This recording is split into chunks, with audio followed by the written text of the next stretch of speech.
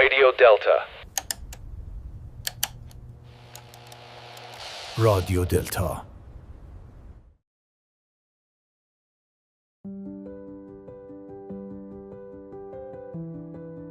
اگر همین حالا در همین لحظه کسی به شما بگه که آینده شما نه در دستان شانس، نه در اقتصاد، نه در خانواده، نه در گذشته، بلکه در میان میلیاردها اتصال عصبی داخل جمجمه شماست و در حال شکل گرفتنه، آیا حرفش رو باور میکنید؟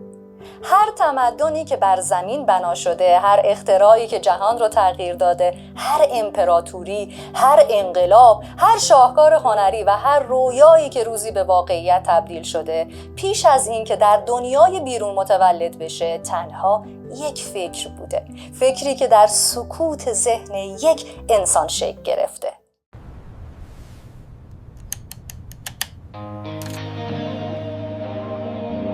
Radio Delta. ذهن انسان شگفت‌انگیزترین قلمروی کشف نشده جهانه.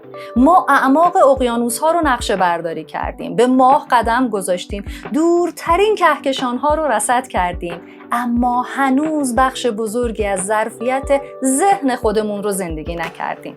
شاید بزرگترین راز زندگی این نباشه که دنیا چگونه کار میکنه، بلکه این باشه که ذهن ما چطور دنیای ما رو خلق میکنه.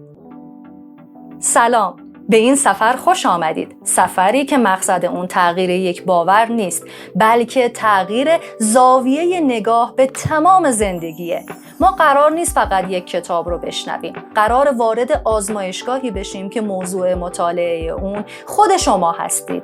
بله، خود شما با افکارتون، باورهاتون، ترسهاتون، تصمیمهاتون و آینده‌ای که هر روز بدون اینکه متوجه باشید در حال ساختن اون هستید. بیش از 60 سال پیش استادی به نام دیوید جی شوارتز پرسشی رو مطرح کرد که هنوز هم میلیون‌ها نفر رو به فکر فرو میبره. چرا بعضی انسان‌ها با امکانات کمتر، با تحصیلات معمولی و حتی با استعدادی نچندان متفاوت با موفقیت‌هایی دست پیدا می‌کنن که دیگران فقط اونها رو توی رویا می‌بینن؟ آیا راز موفقیتشون در هوش بیشتره، در شانسه، در روابطه یا در چیزی بسیار عمیق‌تر؟ شوارتز سالها رفتار مدیران، کارآفرینان، رهبران و انسان‌های اثرگذار رو مطالعه کرد و به نتیجه‌ای رسید که در نگاه اول بیش از حد ساده به نظر میرسه. اما همین سادگی زندگی میلیون‌ها نفر رو تغییر داده. شوارتز میگه بزرگی زندگی پیش از آن که در واقعیت شکل بگیره در ذهن انسان ساخته میشه. اونم نه با خیال بافی، نه با آرزوهای تو خالی، بلکه با نوعی از اندیشیدن که کیفیت تصمیم‌ها رو تغییر میده و تصمیم‌ها سرنوشت ما رو.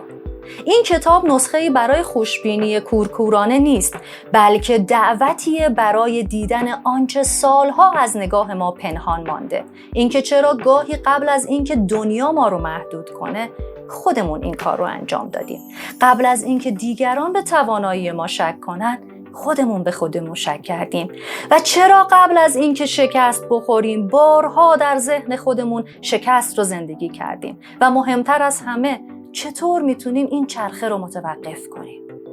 در فصلهای این کتاب خواهید دید که چگونه یک باور کوچیک میتونه به تصمیمی بزرگ تبدیل بشه و چگونه یک تصمیم به عادتی تازه و چگونه یک عادت میتونه آینده یک انسان رو بازنویسی کنه. شاید در میان جملاتی که خواهید شنید فقط یک جمله، تنها یک جمله زندگی شما رو به دو بخش تقسیم کنه، قبل از شنیدن اون و بعد از شنیدنش. پس از شما فقط یک خواهش دارم. این کتاب رو مانند یک شنونده معمولی گوش ندید، با اون زندگی کنید. هر فصل رو مانند آینه‌ای روبروی خودتون قرار بدید و هر ایده‌ای رو روی زندگی خودتون امتحان کنین و اجازه بدین این پرسش در تمام طول مسیر همراهتان باشد. اگر تنها چیزی که باید تغییر کنه شیوه فکر کردن من باشه، اون وقت چه چیزی در زندگیم غیر ممکن خواهد بود؟ شاید پاسخ این سوال همین حالا در چند دقیقه آینده در میان واژه‌های کتابی نهفته باشه که بیش از 6 دهه است ذهن میلیون‌ها انسان رو در سراسر جهان به حرکت واداشته.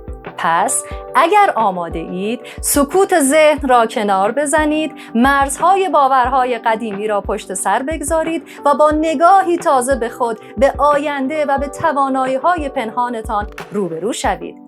از شما دعوت می‌کنم در این سفر همراه من باشید.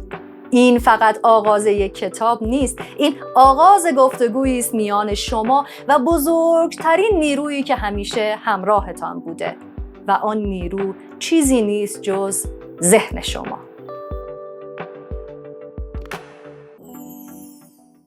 Radio Delta. رادیو دلتا.